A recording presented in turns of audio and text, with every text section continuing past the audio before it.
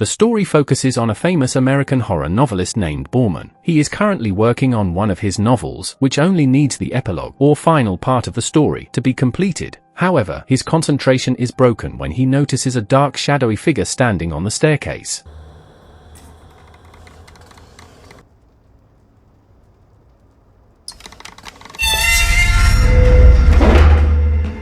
The sight immediately reminds him of the ashes of his parents, which he still has not scattered. Borman opens a box containing their belongings and memories, where he finds a piece of paper with the name of the Bilberry Wood Hotel in Ireland written on it. Since the hotel was where his parents spent their honeymoon, Borman decides to travel there and scatter their ashes, hoping they will finally be at peace. When he arrives at the hotel, Borman sees a man struggling to repair the paint on his car. What shocks him is that the man suddenly kills a goat, claiming that it had jumped onto his car and damaged it. Borman does not pay much attention to the strange incident and heads straight to the reception desk to book a room. Long, long ago, deep in the woods, there was a small stone hut. And inside the stone hut, there lived an old Kalyak, a witch.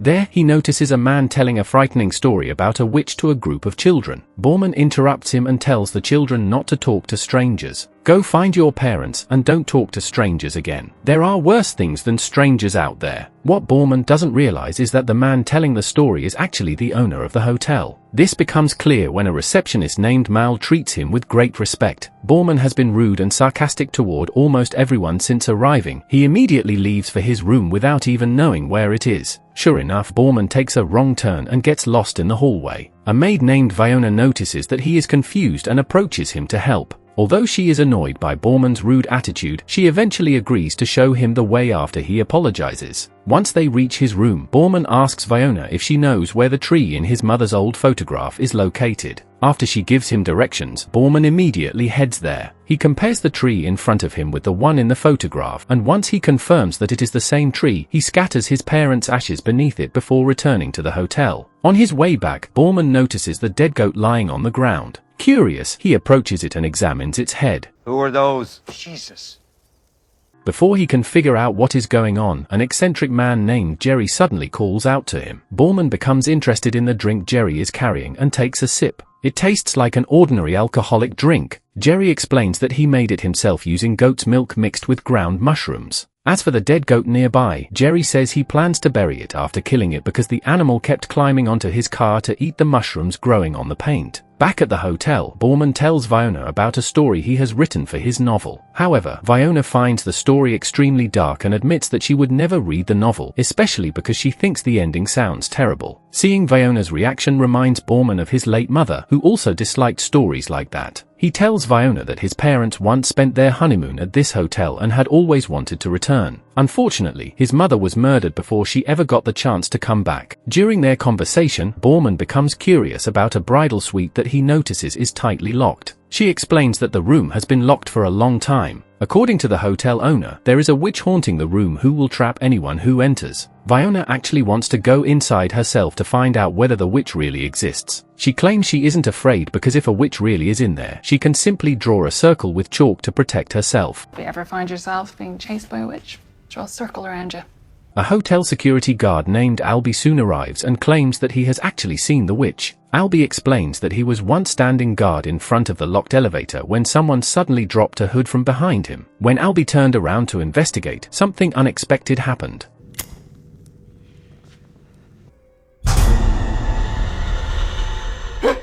Although Borman remains skeptical about Albie's story, he continues talking to him. Albie enthusiastically reveals that he is a huge fan of Borman's work and dreams of becoming a great writer just like him. Instead of appreciating Albie's admiration, Borman mocks him and belittles his ambition. Later, while Fiona is cleaning up, she finds Borman's belongings still lying on a table in the hotel bar. Sensing that something might be wrong, Fiona immediately asks Albie to open Borman's room so they can check on him. When they discover Borman attempting to take his own life, Fiona and Albie are horrified. They rush him to the hospital, where he receives intensive treatment. After recovering, Borman returns to the hotel to collect the belongings he left behind. However, he unexpectedly learns from Mal that Vyona has been missing since attending a Halloween party held at the hotel several weeks earlier. She hasn't been seen since Halloween, and that's weeks ago. According to the police investigation, they suspect a man who lives near the forest named Jerry. There is a report stating that Vyona was seen talking to Jerry during the Halloween party, after which she disappeared. Before leaving the hotel, Borman meets an employee named Virgil and asks about Vyona's disappearance. Virgil clearly suspects Jerry and promises that he will make him pay if he is responsible. Well, he obviously killed her, didn't he?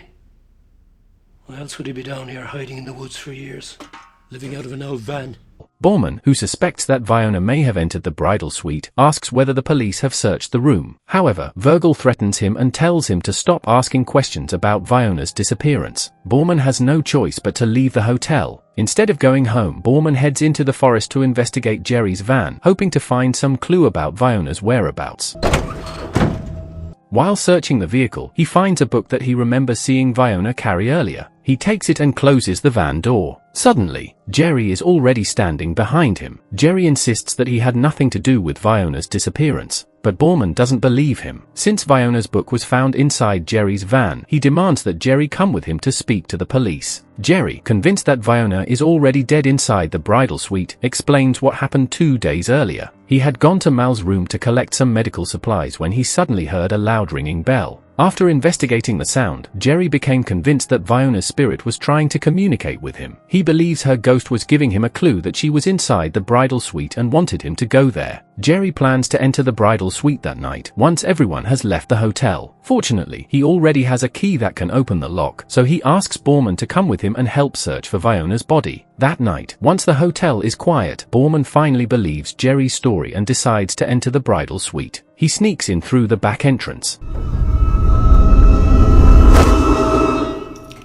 However, just as Jerry is about to grab a crossbow from one of the rooms, Virgil suddenly catches him. Virgil is still inside the hotel and immediately reports Jerry to the police, without realizing that Borman is there as well. After Virgil leaves, Borman suddenly hears the bell from the bridal suite ringing. This makes him even more convinced that Jerry was telling the truth. Without wasting any time, Borman takes the key to the room and decides to investigate it alone. Inside the room, Borman finds no obvious clues about Vyona's whereabouts. Having had too much to drink, he eventually falls asleep and begins dreaming about his past. In the dream, a young Borman accidentally shoots his own mother, killing her. The incident leaves him overwhelmed with guilt, and the trauma continues to haunt him to this day. Borman is eventually awakened by Mal, who somehow happens to be inside the room. Borman explains that he is looking for Vyona and that he entered using the key he got from Jerry. He is about to leave when he notices a small, suspicious button near the door. Mal immediately panics and tries to stop him from pressing it. This makes Borman even more suspicious, so he insists on investigating. His suspicion turns out to be justified. Borman discovers Vyona's body inside an elevator. Terrified by what he has found, he immediately tries to escape, but he can't. The door has been locked from the outside. Borman hears a car leaving the hotel and desperately tries to call for help.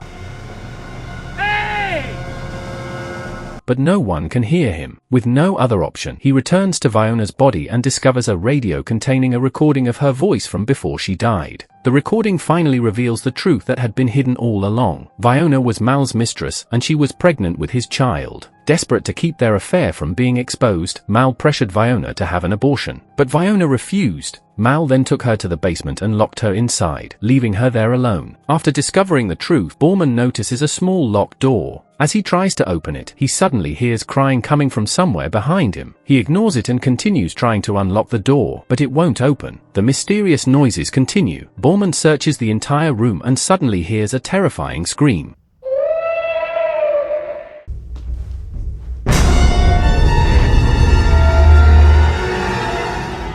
He becomes increasingly frightened and desperately looks for a way out. Feeling that something is standing behind him, Borman grabs a device to see what is there. Then he looks at the television screen. A dark shadowy figure is standing in the doorway behind him. Borman is confused when the television suddenly begins showing footage from his childhood. The program reveals the traumatic incident in which young Borman accidentally killed his own mother, explaining why the memory has haunted him for years. I was playing with my dad's gun and it went off.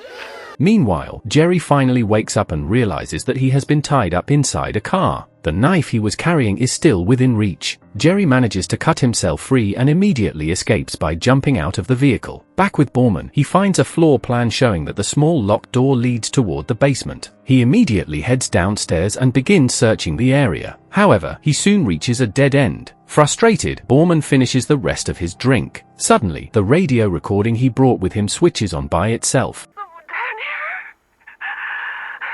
Viona's voice plays through the speaker, sounding terrified and desperate. Borman gets chills as he realizes that something is seriously wrong. He decides to head back to. Just before leaving, Borman's attention is drawn to a mysterious symbol drawn on the wall. A piece of chalk is lying on the floor nearby. Realizing that the stories about a witch haunting the hotel might actually be true, Borman quickly heads toward the elevator after his watch alarm signals that it is midnight. However, the elevator suddenly stops. Borman notices something approaching him from the darkness. Fortunately, the elevator starts moving again just in time, allowing him to return safely to the bridal suite. But as soon as he looks toward the elevator corridor, he sees the elevator descending again. Suddenly, the female demon, or the figure known as the witch, begins chasing him. Borman quickly grabs the chalk he found earlier and draws a large circle around the bridal bed, hiding inside it for protection.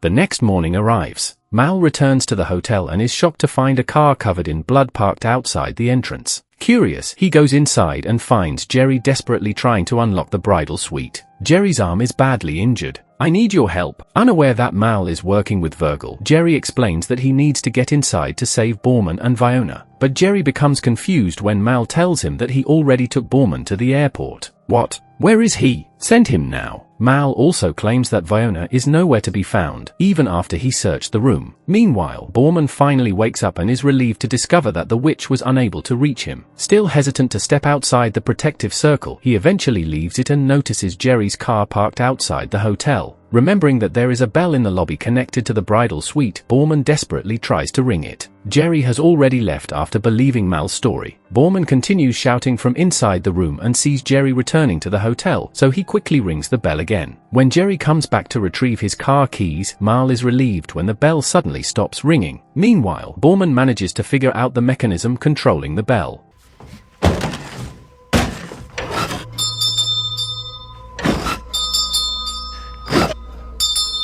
He pulls the rope and rings it again, this time after Jerry has already left. After waiting several minutes and making sure Jerry is gone, Mal is suddenly shocked to see Jerry return. Jerry tells him that he feels something is wrong. Then Jerry hears the bridal suite bell ringing again. All the strange things he has experienced finally start making sense, and he demands the key to the room from Mal while threatening him with a crowbar. Jerry rushes toward the bridal suite to save Borman. At the same time, Mal heads to another part of the hotel with a different plan. He intends to burn the entire building down and destroy all the evidence. He blocks a heater with a flammable cloth, hoping it will eventually start a fire. When Jerry reaches the bridal suite, he struggles to open the heavily locked main door. He tries to break the smaller lock beside it. Jerry is shocked when Borman tells him that Viona was murdered by Mal. But before Jerry can do anything, Mal attacks him. Borman's hope of escaping the room disappears as Mal brutally kills Jerry. When Mal locks the elevator door again, he fails to realize that the key is still inside Jerry's pocket. Devastated by seeing his friend brutally murdered, Borman takes the key to the exit lock from Jerry's pocket. Realizing that Mal will soon return, he rushes back into the room to hide. The fire alarm suddenly starts blaring throughout the hotel. Mal immediately begins searching for Borman, who runs into the room and then escapes toward the basement. Mal follows him and begins trying to convince Borman to come out, telling him, The hotel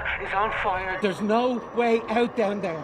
Mal tells Borman that the hotel is already on fire and that there is no way out from the basement. But Borman ignores him and continues searching for another escape route through the dark corridors. The deeper he goes, the more he hears a mysterious voice calling his name from the darkness. Realizing that it is the witch, Borman quickly draws a protective circle around himself using the chalk. Meanwhile, Mal is unable to leave because the key is still with Borman. He is forced to follow him into the basement, desperately calling out Borman's name. Then Mal spots the key hanging right in front of him and reaches for it.